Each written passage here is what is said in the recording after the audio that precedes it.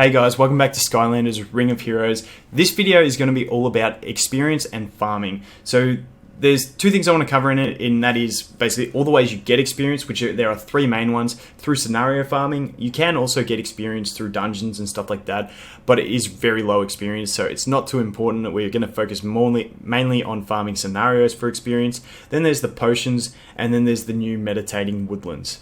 And we'll go through all of those. The other thing I wanted to talk about when we were in the scenario farming is farming like efficiencies, whether you want to be energy efficient or whether you want to be time efficient. And I'll give a sort of tip on the most balanced way of doing that farming. So we'll jump in. We'll go to the scenario farming first. And my biggest tip for farming experience is don't focus on the experience.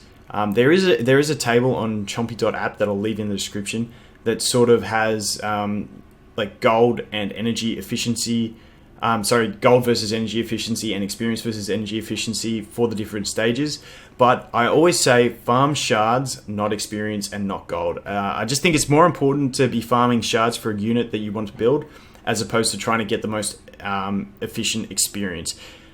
So what I did start of the game, Whirlwind was one that I really wanted to farm. So she also happened to be on a very, very efficient map for experience. So I was farming for her. The other thing to consider is I'm pretty sure as you go in, so like stage 6 is going to give a little more experience and a little more gold than stage 1, but it's not a massive difference. So I just do whichever one I can do quicker. Up to you on how you want to look at that. I'm a bit impatient, so I was farming stage 2 because it worked really well. I had my Stormblade. He was neutral element to everything. He could clear it pretty well.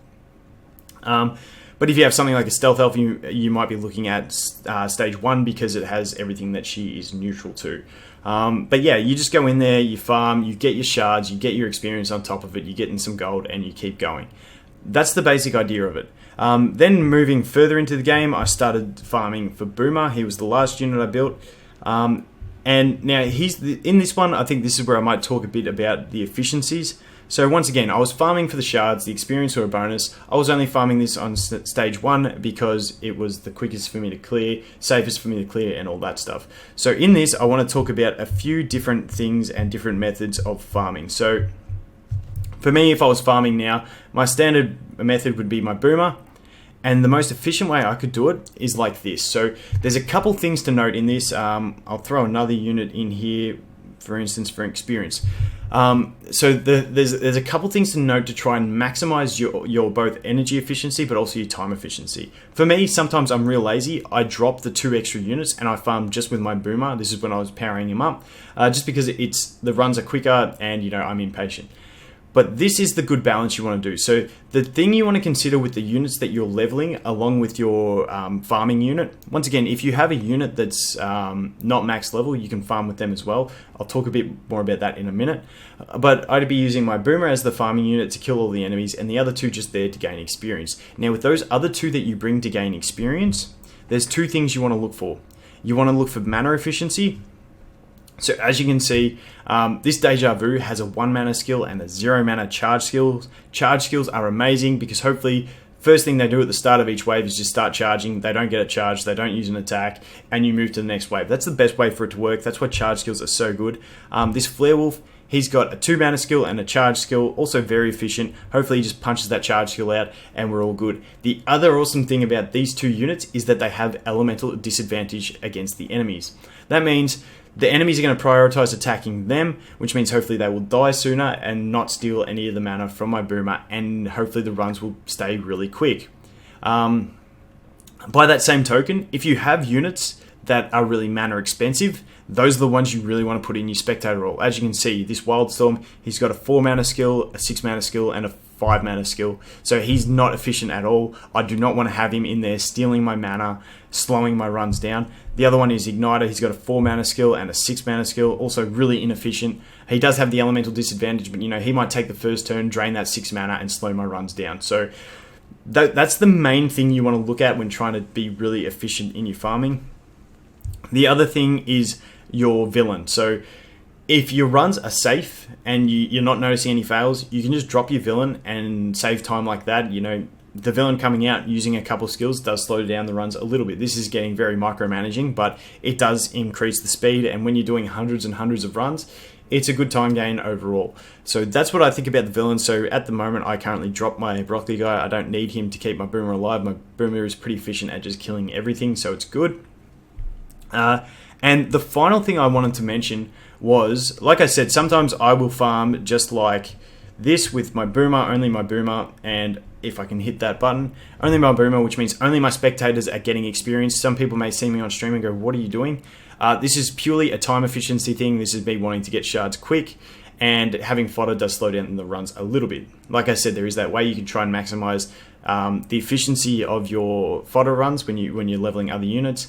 But otherwise, this is what I do sometimes do. I don't recommend it if you're trying to be efficient, but if you're trying to speed things up, then you can do this. Once again, I don't recommend it because you've only got those spectators gaining a small amount of experience. Another thing I wanted to talk about, say this Deja Vu was a really good attack unit and she could farm this stage by herself, and she still needs to level. This is not like some other games where that unit would gain the experience that the other units would be taking. If, say, we'll do a fairly simple example, if there was 3 units in this team and each of them were getting 100 experience per run, me dropping those other 2 units, the Deja Vu is still only going to get the 100 experience. So she doesn't get the experience that the others are missing out on. So the only reason you would do this with one unit that wasn't max level was if you wanted to be time efficient and do faster runs because that one unit was a good farming unit. Otherwise, it's always better to put those extra units in, get the experience because they're not stealing experience from each other. That is pretty much it for the farming experience from scenarios. Like I said, if you want to be time efficient like me, if you see me on stream doing something like this, don't think it's the right thing to do. It's just me being impatient. As we move on in experience, we can talk about potions. So potions are one that so we'll look at this. So I'm at level 44. We max out all these potions. It gets us to 48. It gains us 4 levels, which at 4-star, 4 levels isn't that hard to grind out when you're farming for shards and experience. So, but when you look at the cost of it, 153,000 gold just to get those 4 levels, in my opinion, that is way too expensive. I'm not going to use these potions. There is one scenario in which I would use these potions, and that is on like your first day or 2 of playing the game. When your units you're getting them at level 1, and they've got, so many levels to gain. The potions actually do grant you a fair few levels, and going from level 1 to level 15 or 20 in those early stages does actually give you a good stat boost and sort of give you a jump start in progression on those first couple of days. So that's an option, something that you stealth elf, maybe pump a few into, get her up a few levels just to make things easier early on. Same goes when you unlock Enigma, you might want to pump a few into Enigma just to get his levels up, and then you can start using him at greater effect. So that's the only scenario in which I would actually use these red potions. Besides that, I just keep them. An option on the soft launch server used to be that you could sell them for really good gold, but they don't sell for that much anymore. And if we go over here, we hit select, I'll select all my red potions, and you can see all those red potions are only selling for 16,770 gold, which is not going to change my world. Yes, it's going to double the amount of gold that I already have, but I'm poor. And that almost 17,000 will be gone in 2 power-up attempts. So it's not worth it, in my opinion, to sell them. You're not getting enough out of it. My personal choice to do with these is to just hold on to them. Wait and see if something changes. I feel like the red potions were intended to be a really good reward. They come in the chest from clearing every 10 levels of Mirage Tower. So I feel like they were intended to be a good reward. They just aren't working that way at the moment. So I'm just holding on to them. They're not worth selling. They're not worth using. So I'm just going to hold on to them and see if something changes. It's not something that I'm really fussed about. It's not wrecking the game for me. It's just something that just sits there, and if something changes, great. If it doesn't, oh well, they'll sit there. While we're on the topic of potions, we'll quickly touch on blue potions. There's not much about blue potions. They are a necessary evil. They are really expensive to use as well, but they are the only way to level your villain. Villains do not gain experience from being involved in battles, so the only way to level them is these blue potions, so you do need to do them. As you can see, I'm pretty close to maxing out my broccoli guy, and then I will keep saving all my blue potions. I don't sell them. Once again, they don't sell for much, and you really do need them, and then I'll be looking at the next villain that I want to build. So blue potions, keep them, use them.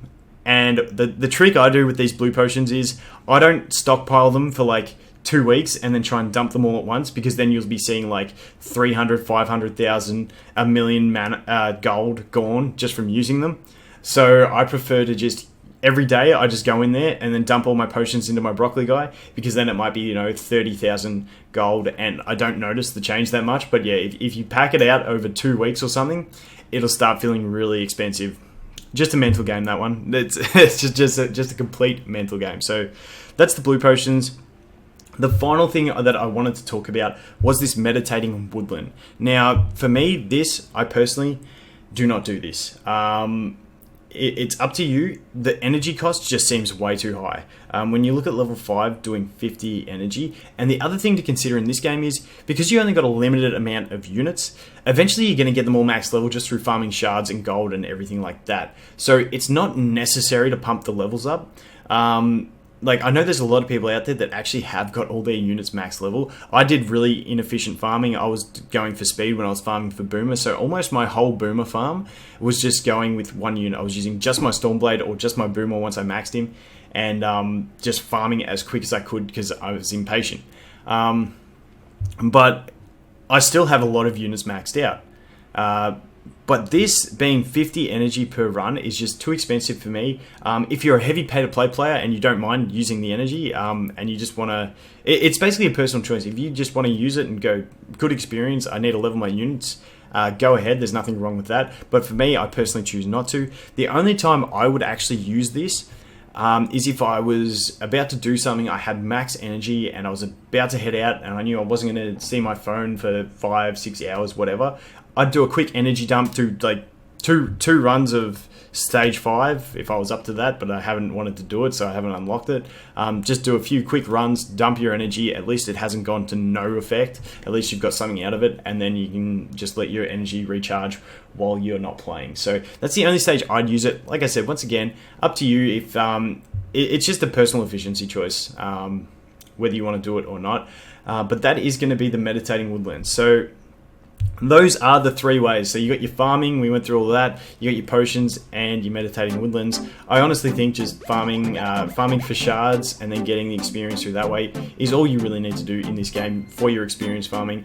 There is no other real big tricks to it. So thanks for watching, and I look forward to seeing you in the next one. Cheers.